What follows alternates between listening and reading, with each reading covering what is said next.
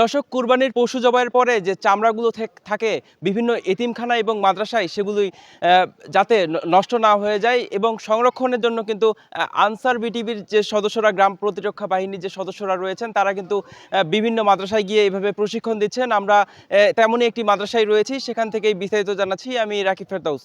পবিত্র ঈদুল আজহাকে কেন্দ্র করে প্রতিবছর দেশের বিভিন্ন স্থানে ধর্মীয় ভাবগাম্ভীর্যের মধ্য দিয়ে কুরবানি করা হয় লাখো পশু। তবে কুরবানির পর যথাযথ সংরক্ষণের অভাবে বিপুল পরিমাণ পশুর চামড়া নষ্ট হয়ে যায়, যার ফলে ক্ষতির মুখে পড়ে মাদ্রাসা ও এতিমখানাগুলো। একই সঙ্গে ক্ষতিগ্রস্ত হয় দেশের চামড়া শিল্প ও বৈদেশিক মুদ্রা অর্জনের সম্ভাবনা। এ অবস্থায় চামড়া সংরক্ষণের জন্য উপজেলা প্রশাসনের উদ্যোগে বিভিন্ন মাদ্রাসা ও এতিমখানায় বিনামূল্যে লবণ বিতরণ করা হয়েছে। পাশাপাশি সচেতনতা বৃদ্ধির লক্ষ্যে আনসার সদর দপ্তরের নির্দেশনায় ঠাকুরগাঁওয়ের রানীশংকৈল উপজেলায় চামড়া সংরক্ষণের সঠিক পদ্ধতি বিষয়ে প্রশিক্ষণ কার্যক্রম পরিচালনা করা হয়েছে। প্রশিক্ষণে জানানো হয় কুরবানিকৃত পশুর চামড়া সংগ্রহ, সংরক্ষণ ও পরিবহনের ক্ষেত্রে সর্বোচ্চ সতর্কতা অবলম্বন করতে হবে। চামড়া ছাড়ানোর পর দ্রুত লবণ প্রয়োগ করতে হবে এবং প্রতি বর্গফুট চামড়ায় 400 থেকে 500 গ্রাম মোটা দানার লবণ সমানভাবে ছড়িয়ে দিতে হবে। বিশেষ করে কান, পা ও ঘাড়ের অংশে অধিক গুরুত্ব দিতে হবে। এছাড়া চামড়া ভাঁজ করে সমতল স্থানে বিছিয়ে সংরক্ষণ, খোলা স্থানে দীর্ঘ সময় ফেলে না রেখে এবং বৃষ্টিপাত ও আর্দ্রতা থেকে রক্ষার জন্য শুকনো ও ছায়াযুক্ত স্থানে রাখার পরামর্শ দেওয়া হয়।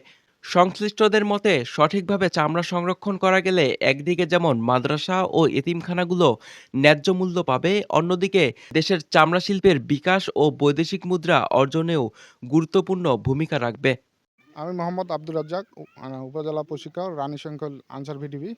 আমরা রানীশংকৈল উপজেলায় 6টা টিম করছি। 6টা টিমের মাধ্যমে ডিজি মহোদয়ের নির্দেশনা মোতাবেক আমরা বিভিন্ন এতিমখানা, মাদ্রাসায় সেই কাঁচা চামড়া কিভাবে সংরক্ষণ করা যায়, তার পূর্বে আমরা কিভাবে কুরবানি পশু জবাই করতে হয় এবং কুরবানি পশুর যে রক্ত বর্জ্যগুলো কিভাবে মাটির নিচে পুঁতে ফেলতে হয়, যে পরিবেশ রক্ষার্থে আমরা মানুষের কাছে উদ্বুদ্ধ করেছি। আজকে আমরা এখানে যে মাদ্রাসায় আসছি, এতিমখানা মাদ্রাসায় আসছি, আমরা একটা রংপুরিয়া মার্কেট রানীশংকৈল পৌরসভার মধ্যে। এখানে আমরা দেখতে আসলাম, দেখলাম যে চামড়াগুলা সংরক্ষণের জন্য পর্যাপ্ত লবণ উপজেলা প্রশাসন থেকে সরবরাহ করা হয়েছে। আমরা একটি চামড়ায় দেখে দিলাম যে কিভাবে চামড়ায় লবণ দেওয়ার লাগে। আমি আজ এই মাদ্রাসায় 10 বছর থেকে মাদ্রাসায় দেই, এই চামড়া সংগ্রহ করি, চামড়ায় লবণ দেই। চামড়া আমি 3 মাস পরও বিক্রি করি। একটু আগে আনসার ভিটিভি আসছে, সরকার যেহেতু একটা পদক্ষেপ নিছে, আমাদের লবণ দিছে, লবণ দেওয়ার এই চামড়া লবণ দেওয়ার জন্য লবণ দিছে।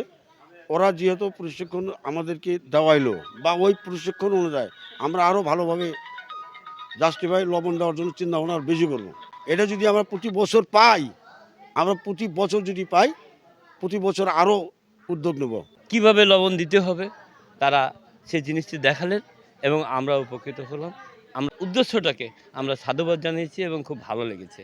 এই জন্য আমরা বাংলাদেশ আনসার ভিডিপির ভাইদেরকে অসংখ্য ধন্যবাদ জানিয়েছি। Desk report, Rakib Ferdous.